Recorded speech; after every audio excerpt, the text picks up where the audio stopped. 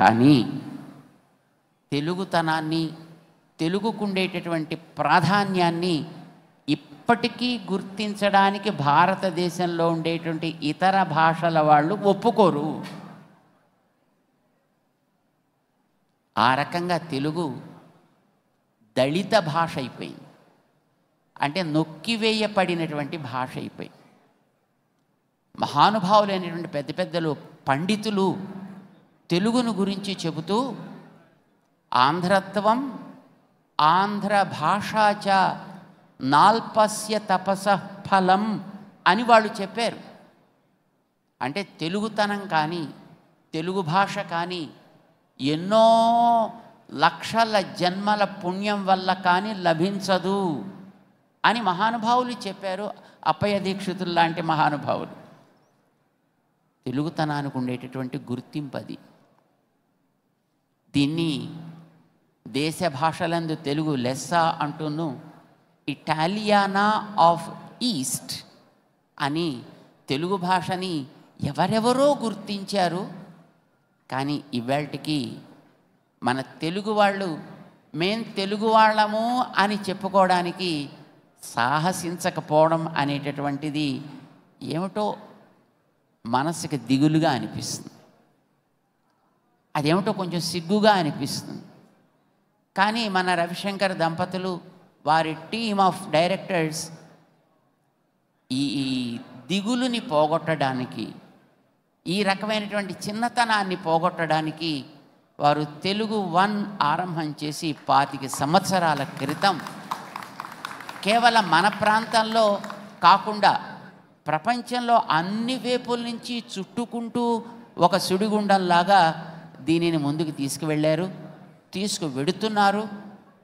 వేల మంది కాదు, లక్షల మంది కాదు, కోట్ల స్థాయిలో, వేల కోట్ల స్థాయిలో దాన్ని చూడగలిగేటటువంటి వ్యూయర్స్ని సంపాదించినటువంటి ఘనత శ్రీమాన్ తెలుగు వన్కి రవిశంకర్ గారు తీసుకురాగలిగారు అని అంటే దానికి వెనక ఉండి కృషి చేస్తూ ఉండేటటువంటి వారి టీం చాలా ప్రశంసించదగినది. వారందరి యొక్క సమష్టి కృషి దీన్ని ఈ స్థాయికి తీసుకువెళ్ళింది అనేది నిస్సంశయమైనటువంటి విషయం. ఎన్టీఆర్ గారి పుణ్యమా అని తెలుగు వాళ్ళు కూడా ఒకళ్ళు ఈ దేశంలో భాగము అనే గుర్తింపు తెచ్చింది. అంతకుముందు ఎప్పుడైనా ఏ ఉత్తర ప్రాంతాలకు వెడితే ఆప్ కౌన్ హై, ఓ మద్రాసీ మద్రాసీ మద్రాసీ అనేవారు తప్ప అరే తెలుగు అని అనరే. భాష ఒక వికసించినటువంటి భాష, దానిని గుర్తించే ప్రయత్నం చాలా కాలం స్వాతంత్ర్యం వచ్చిన తర్వాత కూడా చేయలేము. అప్పట్లో ఈస్ట్ ఇండియా కంపెనీ వాళ్ళు గుర్తించారు, కానీ మన వాళ్ళు గుర్తించకపోవడం దౌర్భాగ్యం. ఎన్టీఆర్ గారు ఉద్యమం ప్రారంభం చేసిన తర్వాత ఆత్మాభిమానాన్ని పెంచాలి అని ఆయన చేసినటువంటి కృషి వల్ల ప్రపంచపు మ్యాప్లో తెలుగుకు ఒక స్థానం వచ్చింది. ఇందాక మనం చూసాం, మన శ్రీమాన్ చంద్రబాబు గారు ఐటీకి ప్రపంచంలో ఇది ఒక అడ్రస్ అనేటట్లుగా దీన్ని వారు ముందుకు తీసుకువెళ్ళగలిగారు. మాకు చాలా ఆనందంగా ఉంటూ ఉండేది. బిల్ గేట్స్ ప్రైమ్ మినిస్టర్ గారికి టైం ఇవ్వలేదు ఎక్కువ, కానీ అప్పట్లో చంద్రబాబు నాయుడు గారికి 40 నిమిషాలు టైం ఇచ్చి ఆయన వీరు చేసే కార్యక్రమాన్ని వినడం అనేది మనందరం చూసి ఉంటాం, విని ఉంటాం, తెలుసుకుని ఉంటాం. అంటే తెలుగుకి ఒక గొప్పతనాన్ని తేవాలి, తెలుగుతనాన్ని మన పైకి తీసుకొని రావాలి.